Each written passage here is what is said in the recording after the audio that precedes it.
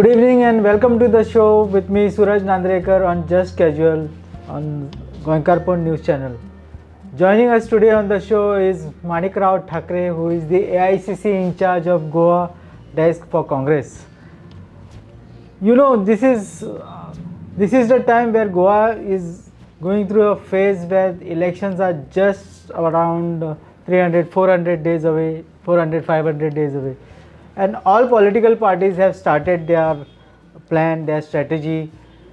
And to find out what the Congress, the principal opposition in Goa, is going to do, we have with us Mr. Thakre, and we are going to ask him what exactly is his plan for Goa. Well, last time we know Congress lost just by a whisker and actually could have crossed the line, and their loss was hardly because of around 3,000 to 4,000 votes entirely. So let's go and talk to him and find out what exactly is his plan and how he plans to negate all these issues. Welcome to the show, Mr. Thakre. Thank you. There are several issues in Goa. Has the Congress picked up any major issues and strategized on them?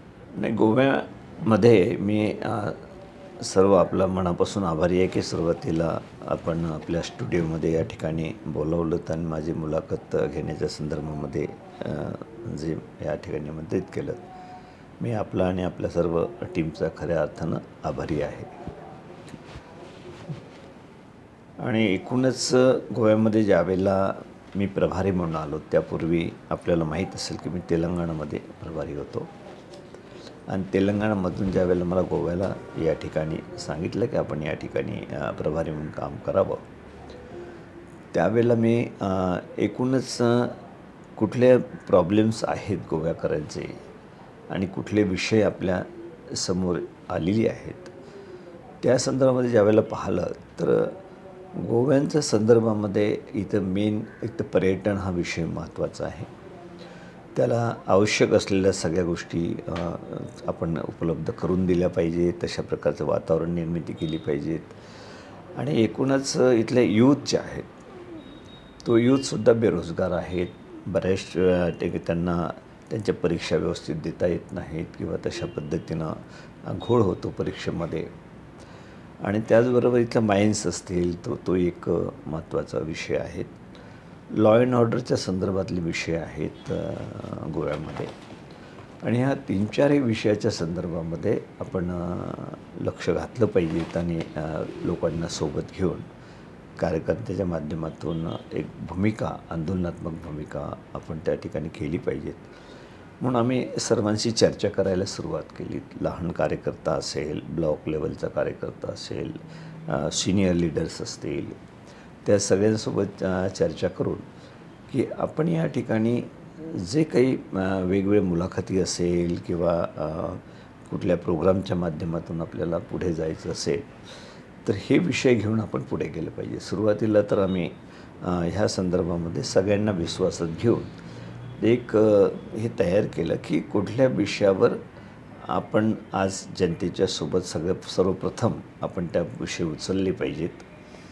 म्हणून त्या संदर्भामध्ये आम्ही सुरुवात केली. आणि सुरुवात केल्यानंतर ज्या वेळेला हे सरकार काही करत नाही आहे, लॉ अँड ऑर्डरचा प्रश्न फार मोठा गोव्यामध्ये निर्माण झालेला आहे.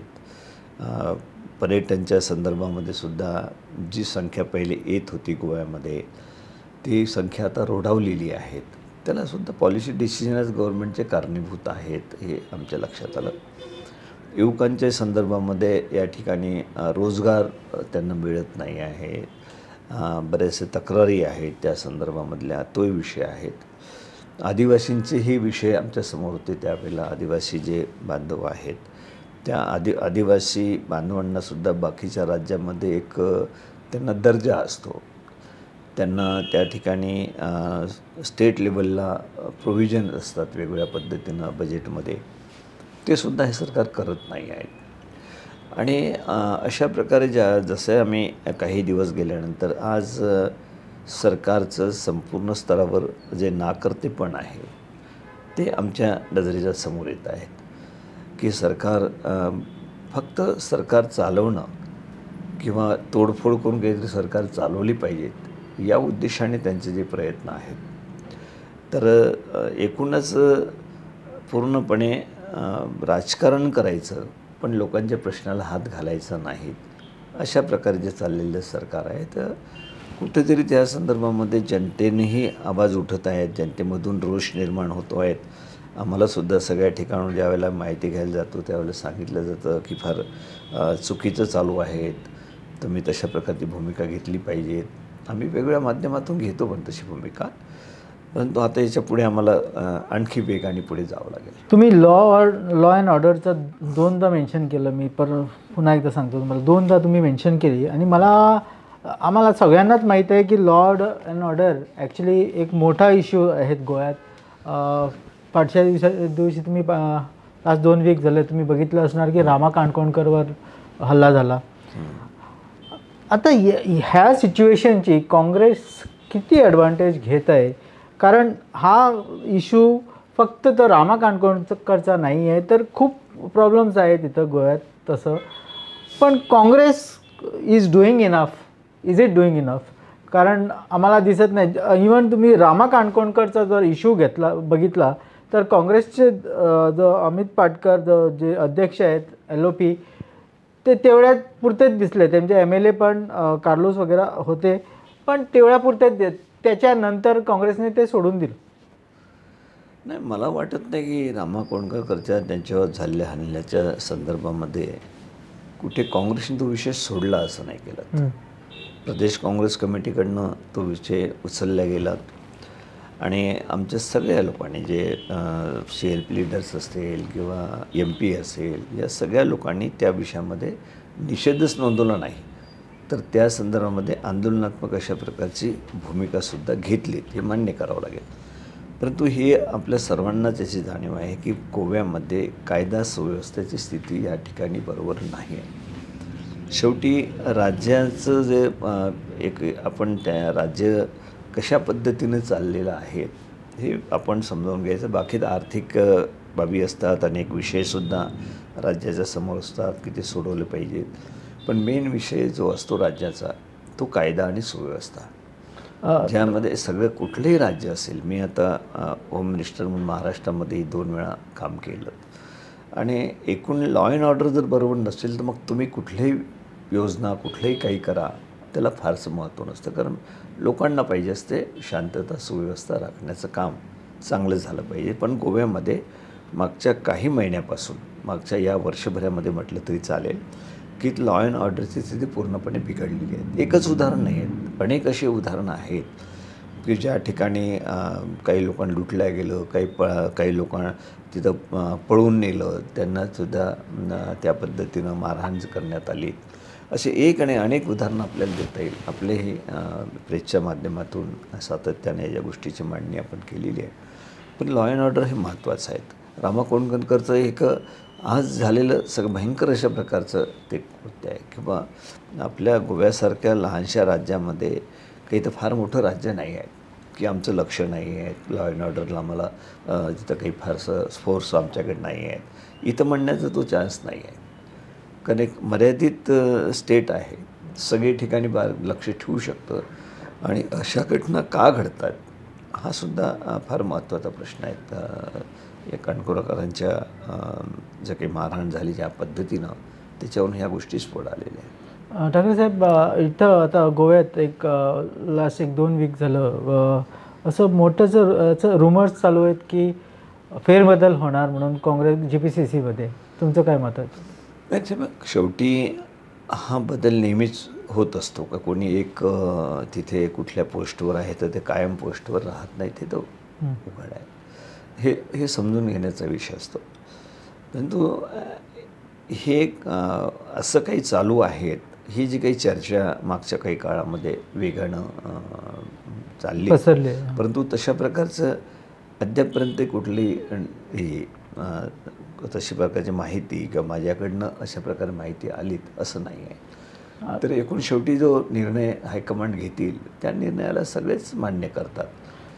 इथं तुम्ही जर न्यूजमध्ये बघितलं किंवा ॲक्टिव्हिस्ट वगैरे सगळ्यांचं जर मत बघितलं, त्यांचं म्हणणं आहे की तुमचे अध्यक्ष अमित पाटकर आणि LOP जे आहेत Yuri Alemao, they are hand in glove with the government. त्यांचे एलिगेशन स्ट्रेट आहे की त्यांचं गव्हर्नमेंट बरोबर त्यांचे मिलीभगत. हां, थोडा प्रचाराचा भाग आहे तसं माझं स्पष्ट मत आहे. याच्यामध्ये अपोजिशनला फार काही करण्याची गरज नाही. अशाच अफवा पसरवल्या तर मग मात्र समोरच्या पक्षाचं नुकसान होऊन आपल्याला फायदा पोहोचू शकतो. या भूमिकेतून काही विरोधक जे आहेत ते अशा प्रकारच्या अफवा पसरवत असतात. परंतु शेवटी आम्ही या ठिकाणी आहोत, पक्ष नेतृत्व आहेत, ह्या सगळ्या गोष्टीचे पडताळणी करत असतात. परंतु ह्या विषयाला फार हे देण्यामध्ये अर्थ नाही. कारण आज आपण पाहिलं असेल BJPमध्ये काय चालू आहे. BJPमध्ये कोण मंत्री काय करतो आहे, मंत्र्यांनीच मंत्र्यांवर आरोप केलेले आहेत. हे काही बाहेरच्या लोकांनी करण्याची गरज नाही आहे. त्यामुळं त्यांच्या पक्षामध्ये काय चालू आहे ते पाहणार नाही. पण काँग्रेसमध्ये जे काही नुकसान पोहोचणाऱ्या गोष्टी आहेत त्या इतरांमध्ये मोठ्या प्रमाणामध्ये टाकण्याचा प्रयत्न करणार. हे पॉलिटिकली थोडं हे होत असतं, मान्य आहे. परंतु याला काही फार मला नाही वाटत की अशा प्रकारचं कुठं काही विषय काँग्रेसमध्ये आहे. रविवारी अरविंद केजरीवालने एक सभा घेतली. तिथं त्याने ॲलिगेशन केलं की अमित पाटकर हे CMच्या आशीर्वादाने मायनिंगचा बिझनेस चालवत आहेत. नाही, अरविंद केजरीवाल यांना कळायला पाहिजे की त्यांच्या पक्षाची तर काही जमिनीवर हे नाही आहे. हे त्यांनाही मान्य करावं लागतं. दिल्लीला त्या ठिकाणी ते निवडणूक हरलेत. BJPने हे केलं. पंजाबमध्ये त्यांची काय स्थिती आहे ते सगळ्यांना माहीत आहेत.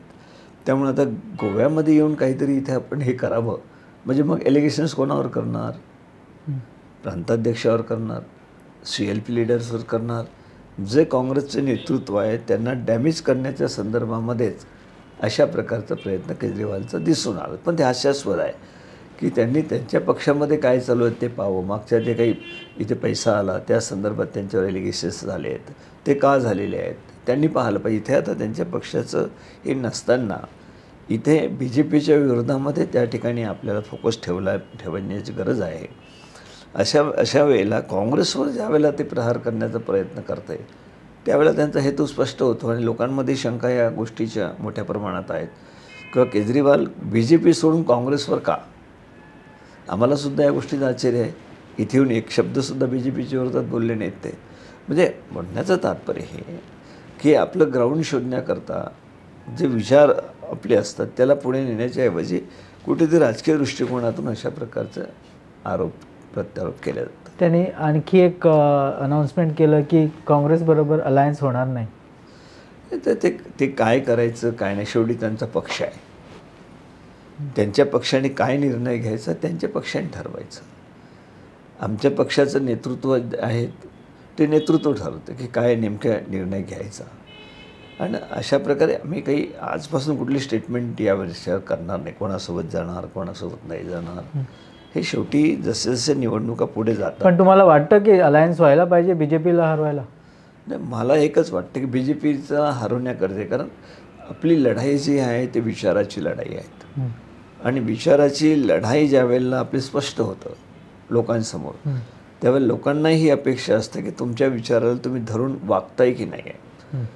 तुम्ही तशा प्रकारचे तुमचे स्टेटमेंट आहे की नाही आहेत का? तुमचे स्टेटमेंट आपल्या समविचारी पक्ष जे आहेत त्यांच्यावरच जर तुम्ही अशा प्रकारचे आगळापड करत असेल तर मला तरी वाटते की त्यांचं काहीतरी फोकस BJPवरचा बाजूला जातो की काय गेला की काय याबद्दलची शंका निर्माण होते. नाही, तुम्ही आता काँग्रेस कसं स्टार्ट केलं, स्ट्रॅटेजी प्लॅनिंग कशी आहे की तुम्ही 40 मतदारमध्ये तुमची प्लॅनिंग स्टार्ट केली का तुम्ही थोडे सीट अलायन्स पार्टनर्स आता जसं बघितलं गोवा फॉरवर्ड आणि RGP एकत्र येत आहेत म्हणजे दिसत तरी आहे अजूनपर्यंत. आणि आप आणि जर काँग्रेस घेतलं तर it will be a very good third front असं काहीतरी होऊ शकतं काय महागठबंधन असं काहीतरी प्लॅन आहे काय? आमचं एकच धोरण आहे की BJPला हरवणं. हो, त्याच्यासाठी तुम्ही गठबंधनला तयार आहे? कधी एकत्र येऊ शकत नाही आम्ही, त्यांचा विचार करू शकत नाही, ते आमच्या विचाराशी हे नाही नसतील. परंतु त्यांना हरवणं हेच आमचा उद्देश स्पष्ट आहे. ह्याकरता आमची अपेक्षा अशी असते की सगळ्यांनी BJPच्या विरोधामध्ये बोलायला पाहिजे. जे काँग्रेसच्या विचाराची किंवा सामाजिक विचारातून त्या ठिकाणी राजकारण करणारे जी लोक आहेत त्यांचा फोकस किंवा जे पक्ष असतील त्यांचा फोकस BJP विरोधात असलं पाहिजे, आमची ती अपेक्षा असते. पण Congress being principal opposition party, तुम्हाला वाटत नाही की तुम्ही हात पुढं पहिलं करायला पाहिजे म्हणून? नाही, काय पुढे म्हणजे कसं करायचं, शेवटी निवडणूक आहेत, निवडणुकीच्या पूर्वी ज्या काही गोष्टी होतात घडामोडी घडतच असतात. परंतु आज आम्हाला फोकस आमचा जो आहे तो BJPच्या विरोधामध्ये आहे. BJPला हरवायला काँग्रेस तर मला काँग्रेस कोण येतात कोण नाही तो त्या पक्षाचा विषय आहे. पण आम्ही त्या पक्षाला हे नाही करणार की तुम्ही आमच्या पक्षासोबत येऊन आपण निवडणूक लढलो पाहिजे. पण काँग्रेसला वाटतं की स्वबलावर ते BJPला हरवू शकतात. समोरचे हे आहेत ते किती पॉझिटिव्ह आहेत ते आमच्यासाठी महत्त्वाचं आहे.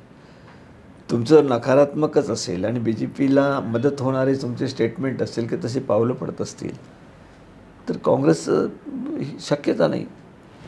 परंतु BJPला हरवण्यासंदर्भामध्ये तुमचे पावलं पडली पाहिजे आणि तशाच प्रकारच्या तुमच्या प्रतिक्रिया असल्या पाहिजे ही अपेक्षा काँग्रेसची आहे. अलायन्स झालं नाही तर काँग्रेस स्वबलावर BJPला हरवू शकते काय गोव्यात आता? नाही, मला सांग दुसरा प्रश्न माझा की त्या जे पक्ष आहेत ज्यांना असं अपेक्षा आहेत काँग्रेस सोबत असलं पाहिजे, एकत्र आलं पाहिजे, त्यांनी त्यांचे विचार सोडलेत का, हा मूळ प्रश्न आहे.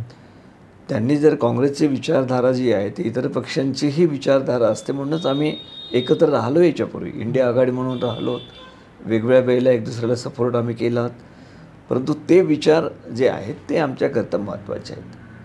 ते विचार जर आपल्या मनामध्ये असेल तर आमचा फोकस कोणाकडे राहायला पाहिजे, अपोजिशनचा, BJPकडे. नाही, माझा क्वेश्चन अजून आहे की स्वबलावर काँग्रेस इलेक्शन जिंकू शकते का? शेवटी काँग्रेस पक्ष इतक्या वर्षानुवर्ष गोव्यामध्ये निवडणुका लढवत आल्यात, सत्तेमध्ये राहिल्यात, बहुमतामध्ये राहिल्यात. असं BJP आज सत्तेवर बसली असेल 10 वर्षापासून, परंतु BJPच्या पूर्वी कोण काँग्रेस होती.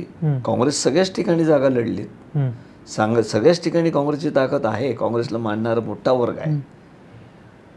तर शेवटी सामाजिक विचार करणारे जी जनता आहे ती गोव्याची आहेत. सर्वांना घेऊन चालणारे जे विचार काँग्रेस पक्षाचे आहेत ते विचार करणारी जनता गोव्याची आहेत. म्हणून आम्हाला तरी विश्वास आहे की जनतेचा पूर्ण विश्वास काँग्रेस पक्षांवर आज आहे. आता राहुल गांधींचं नेतृत्व आहे, त्यांनी अत्यंत ह्या सगळ्या गोष्टी स्पष्ट केलेल्या आहेत की आम्हाला पुढे कशा पद्धतीनं सत्ता आल्यानंतर कारभार चालवायचा आहे, आमचे पावलं काय राहतील, हे अत्यंत चांगल्या पद्धतीनं राहुलजींनी मांडणी केली आहे. त्यांना त्या माध्यमातून लोकांसमोरसुद्धा ह्या सगळ्या गोष्टी आलेल्या आहेत. त्यामुळे आज संपूर्ण देशामधलं वातावरण आपण पाहिलं असेल तर राहुल गांधींच्या पाठीमागे उभे राहण्याचा सर्व देशातील जनतेने ठाम निर्णय केलेला आहे. अशा प्रकारचं वातावरण आज देशामध्ये निर्माण झालेलं आहे. कारण विचाराचा विषय, लढाई विचाराची आहे. हे काय सत्ता मिळवण्याकरता काँग्रेस लढाई करायची नाही आहे. आम्हाला विचाराची लढाई आहेत आणि विचाराच्या लढाईमध्ये आज जनतेच्या सोबत आम्ही आहोत आणि जनतेला वाटतं की काँग्रेसच खऱ्या अर्थानं या देशाला पुढे नेऊ शकतं. तुम्हाला वाटतं की काँग्रेसच्या बरोबर जनता आहे तर उद्या जर इलेक्शन झालं तर काँग्रेस किती सीटं गोव्यात जिंकू शकते? प्रश्न आम्ही 100% मी सांगतो आपल्याला, लिहून घ्या तुम्ही, की काँग्रेस मेजॉरिटीमध्ये येऊन या गोवा राज्याचा मुख्यमंत्री हा काँग्रेसचा होईल. जनतेच्या मनात आहे आणि जनता काँग्रेसला विजयाकडे घेऊन जाणार आहे. तुम्ही बघितलं 2017मध्ये काय झालं. 2017 म्हणजे तुमचे 10 आमदार गेले BJPमध्ये, मग 2022मध्ये पण 8 आमदार गेले. तुम्ही कसं काही गोवेकरांकडे जाणार आणि म्हटणार की मला परत वोट द्या, कारण ते म्हणणार की आणि गॅरंटी काय आहे की ते MLA परत BJPमध्ये जाणार नाही. मध्ये आजचं वातावरण जे आपल्याला जाणीव व्हायच्या पूर्वी ज्या काही घटना घडल्यात ते सुद्धा नजरेसमोर आहे. परंतु शेवटी राहुल गांधीजींचं जे नेतृत्व आहे सगळ्यांना आज विश्वास वाटतो आहे की भविष्यामध्ये राहुल गांधीजीच देशाचं नेतृत्व करतील. एक पक्षाला अलीकडच्या काळामध्ये एक मजबूती आलेली आहे. शेवटी कार्यकर्त्याला काय असतं, विश्वास निर्माण झाला तर माझ्या भविष्याचं काय, त्यावेळेला तो ज्यावेळेला शोधतो त्यावेळेला राहुलजींच्या नेतृत्वाखाली या देशाला भविष्य दिसतं आणि राहुलजींच्या नेतृत्वाखालीच पक्षातील सर्व कार्यकर्त्यांसुद्धा एक विश्वास निर्माण झालेला आहे की या देशामध्ये काँग्रेस पक्ष परत पुढे झेप घेईल. म्हणून बऱ्याच वेळेला एक नेतृत्व काय आहे, खरगेसाहेब आमचे अध्यक्ष आहेत, ते बऱ्याच अत्यंत चांगल्या पद्धतीने त्यांनी प्रस्ताव पारित केलेत, बऱ्याच वेळेला लोकांपुढं त्यांचं म्हणणं मांडलं आणि त्याच्यातून वातावरण एक असं निर्माण झालेलं आहे की काँग्रेस पक्षच भविष्य आहे देशाचं. आणि देशात जर भविष्य काँग्रेस पक्ष असेल की राज्यात वेगळा विचार का म्हणून करतील लोक. नाही, 2017 आणि 2022 मध्ये पण तेच होतं, राहुल गांधीच होते नेते, तरीसुद्धा MLA डिफेक्ट केले. आता तुम्ही कसं लोकांना कन्व्हिन्स करणार की ह्यावेळी जर तुम्ही वोट केलं तर MLAचं डिफेक्शन होणार नाही? आता पूर्णपणे वातावरण बदललेलं आहे. याच्यापूर्वी काँग्रेस पक्षच नाही तर इतर पक्षामध्ये येणं जाणं हे अलीकडच्या काळामध्ये होतं. पण एक वेळ अशी असतो पक्षाची की ज्या वेळेला कार्यकर्त्यांना एक विश्वास निर्माण होतो की आम्ही काँग्रेसमध्ये राहिल्यानंच आमचं भविष्य आहे. आणि ती परिस्थिती आज राहुल गांधींच्या नेतृत्वामुळं काँग्रेसमध्ये निर्माण झालेली आहे. म्हणून कोणीही, मला वाटत नाही, मला विश्वास वाटतो की कोणीही अशा प्रकारची भूमिका घेणार नाही. आम्ही मेजॉरिटीमध्येच त्या ठिकाणी आल्यानंतर विषय कुठे येतो, मेजॉरिटीमध्ये आल्यावर सगळ्यांना एक खात्री असतं की सरकार बनणार, केंद्रामध्ये पुढच्या काळात सरकार बनणार. म्हणजे काँग्रेस पक्ष सोडून जाण्याची स्थिती आज तरी पूर्ण देशामध्ये नाही आहेत. आणि त्यामध्ये गोव्यातले लोकसुद्धा समजदार आहेत. जे लोक काँग्रेस सोडून गेले त्यांना परत रिएंट्री काय स्थिती झाली, आपण त्यांना रिएंट्री देणार काय? मला एक सांगा, जे 8 सोडून गेले त्यांची काय स्थिती झाली? त्यांच्या मतदारसंघामध्ये जनतेशी संवाद करा. मी सगळ्या 8ही मतदारसंघामध्ये गेलो. त्यांच्या जी लोक निघून गेली त्या पूर्ण मतदारसंघामध्ये मी स्वतः गेलो. तिथल्या लोकांची त्यांच्या विरोधामध्ये रिॲक्शन आहे की या लोकांना परत आम्ही आमदार म्हणून करणार नाही. म्हणजे काँग्रेस त्यांना तिकीट परत आले तर त्यांना तिकीट देणार नाही? प्रश्न एंट्री देणार आम्ही स्पष्ट केलं आहे.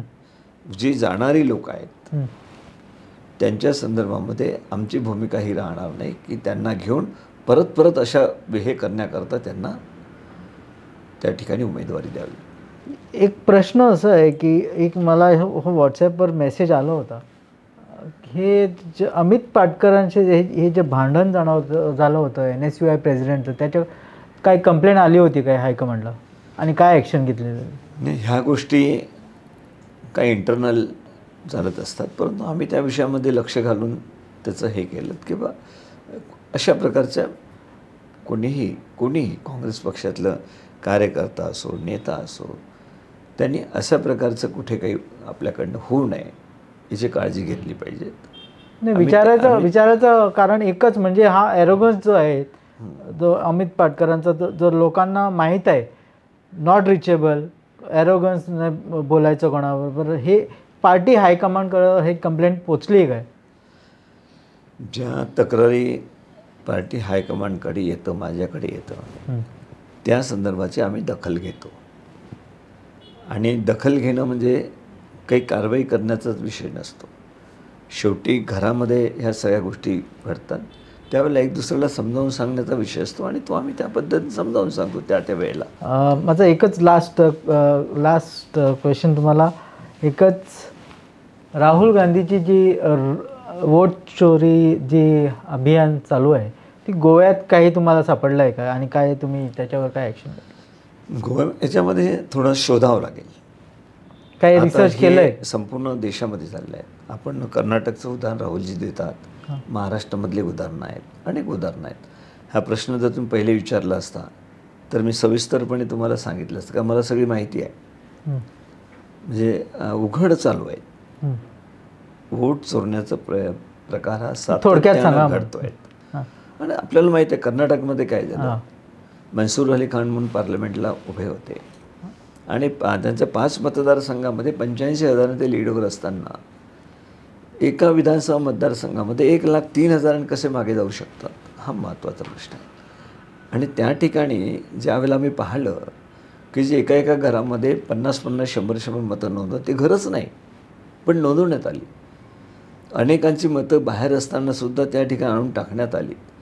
असे एक नाही अनेक प्रकार, जी चुकीची कागदपत्र देऊन वोटर लिस्टमध्ये ती नाव घेतल्या गेली.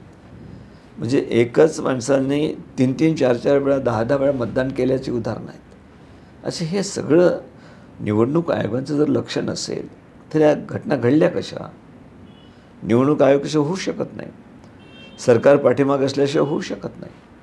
म्हणजे हे प्री प्लॅन करून निवडणूक आयोग आणि सरकार यांनी संगनमताने हे वोट चोरी केल्या जात आहेत. म्हणून आम्ही कार्यकर्त्यांना सतर्क करतो, या गोष्टी तर राज्यामध्ये घडलेल्या आहेत, तुम्ही ह्याकडे आपण लक्ष द्या. बोलायचं खूप होतं पण वेळेची मर्यादा आहे. ठाकरे साहेबांना पण कुठं जायचं आहे आणि त्यांना मीटिंग्स आहे गोव्यात. तुम्ही इथं आलात आमच्या स्टुडिओमध्ये, तुमचा टाईम दिला म्हणून तुम्ही मना काळजानं तुम्हाला देव बरे करू म्हणतात. नमस्कार. Thank you very much.